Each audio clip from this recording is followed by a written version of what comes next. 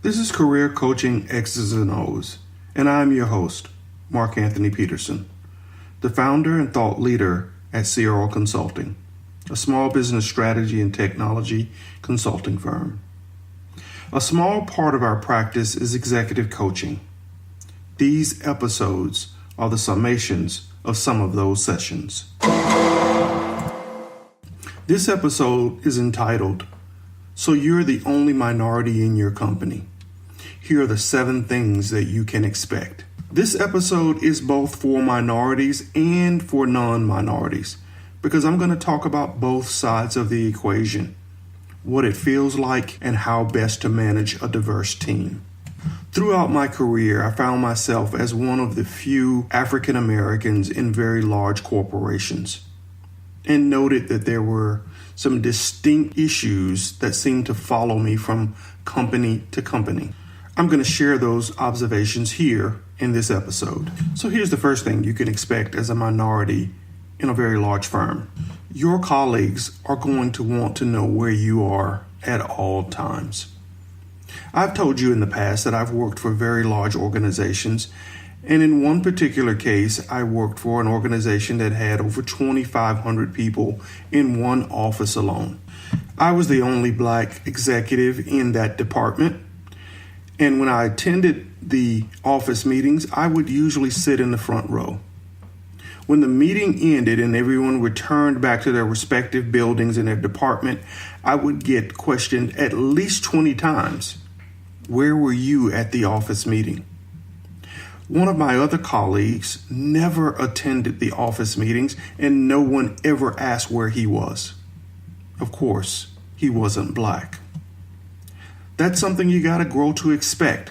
People are going to know where you are or going to want to know where you are if they don't see you at meetings or events. What's the second thing you can expect? Your colleagues are going to know your name before you know theirs, and they're not likely to introduce themselves. My first few months at a new corporation reminded me of Billy Ray Valentine from Trading Places. As he walked in to Duke and Duke Exchange, everybody on the floor knew his name, and he knew no one, and no one offered up their name, as if he magically knew everyone in the department. That's exactly what happened to me on several occasions. It can be a little off-putting, and certainly it can make you feel like you're living in a fishbowl. What's the third thing? Your colleagues are going to notice every little change about your person or your lifestyle. So if you change your hair, buy a new car, buy new shoes, put on different lipstick, it's going to be immediately noticed by everyone in the department. You'll notice that your white counterparts can make similar changes and they will go unnoticed by everyone else. Again, you're going to feel like your life is on display and that you are in a fishbowl. This next tip is especially for Black males. If you have a deep voice that tends to resonate and you talk with your hands, you're going to be labeled as assertive, bordering on aggressive. I attended several presentation classes with one of my employers, and in one of the sessions, the executive teaching the class encouraged me to keep my hands in my pockets as I delivered my presentation. He didn't shy away from the fact that people would look at me differently because of my color, and because he wanted me to be successful, he encouraged me to speak less with my hands and to stay centered behind the podium and not roam. All of those actions will be viewed as aggressive by a non-Black audience. I know it sounds absurd, but it's true. The fifth thing you can expect is to be assigned to every diversity committee. Whenever there's an issue regarding race or an opportunity for the company to promote itself to diverse groups, you will be called on to step up front and be that spokesperson. What's the sixth thing you can expect? You can expect to face many awkward moments. You're going to have people ask you if Black people can tan. You're going to have people who, after going to the beach, want to compare their tan to your skin color. You're going to have people who want to touch your hair and have discussions about what you use to condition or treat your hair, or how often you shampoo your hair. These are discussions that other employees will not have, but you will have frequently. And the seventh and last thing you can expect. You can expect to see things that you think are racist that really aren't. Let me repeat that.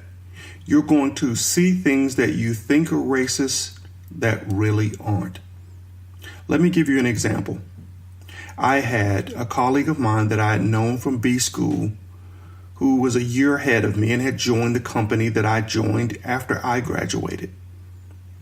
He and I discussed an idea that I had been working on when I was in B school for a certain type of analysis that we could use to pitch to clients. Before I could offer up this proposal to the senior partners, he raced in and pitched my idea. Initially, my thought was, that's a racist move. The guy's taking advantage of the black guy. I didn't react to the theft, and I'm glad I didn't. Weeks later, a white colleague complained that he had done the exact same thing to them. It wasn't a racist move.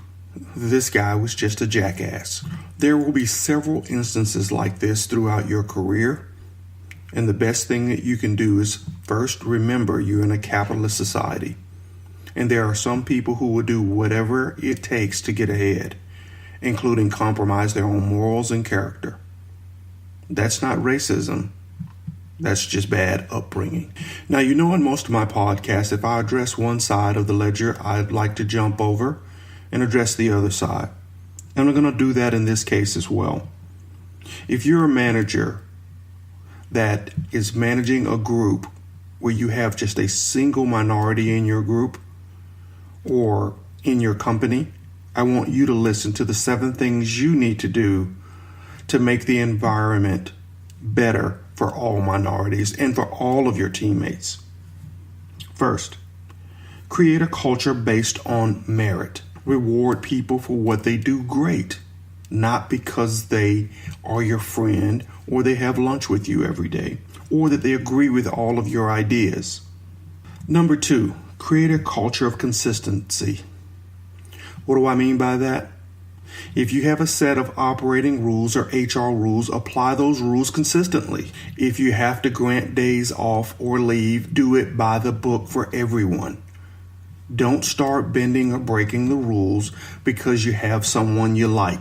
Number 3, let everybody on the team or in the company in on your inside jokes, which means you're going to have to communicate regularly and share the company history with everyone.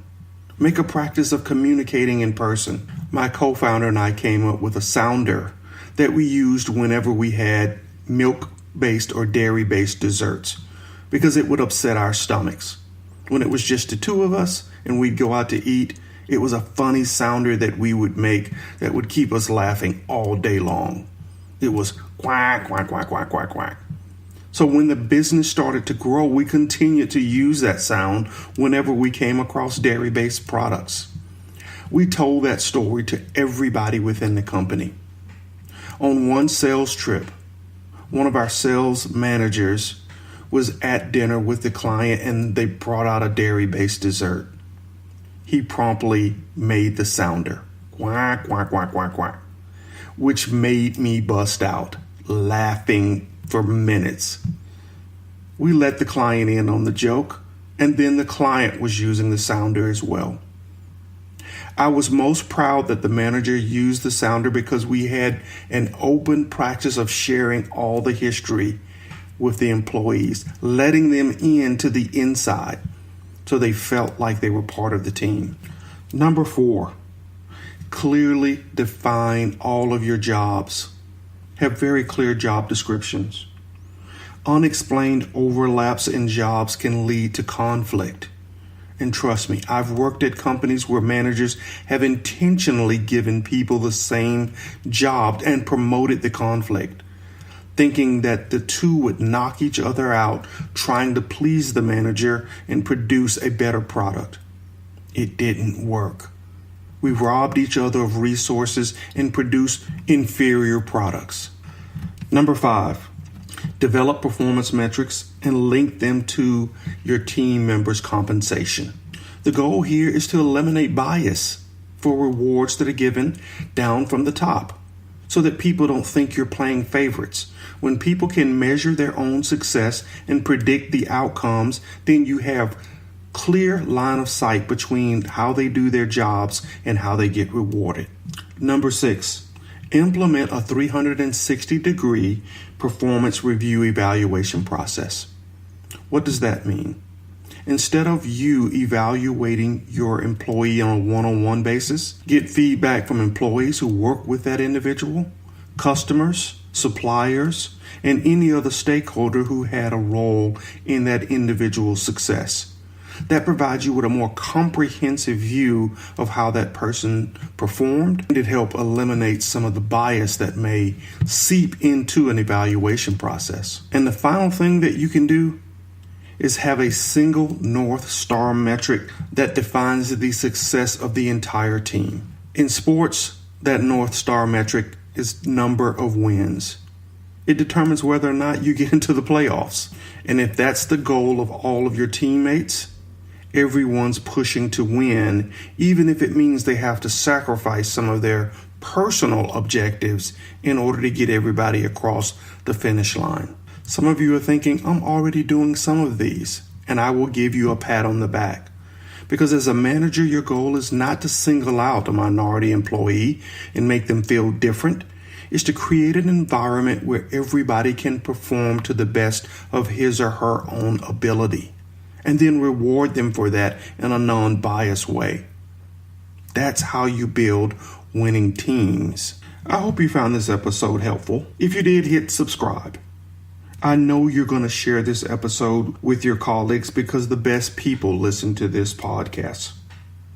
Tell us the issues you are struggling with in your career, and we will research them, and we might even do a podcast episode about it. If you need more support for your career, please find us online at Ceyero.com, Ceyero.com,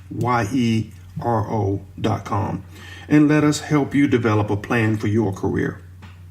Follow us on Twitter, Instagram, and Facebook at Ceyero Consulting. This has been Career Coaching X's and O's, and I am your host, Mark Anthony Peterson, founder and thought leader at Ceyero Consulting.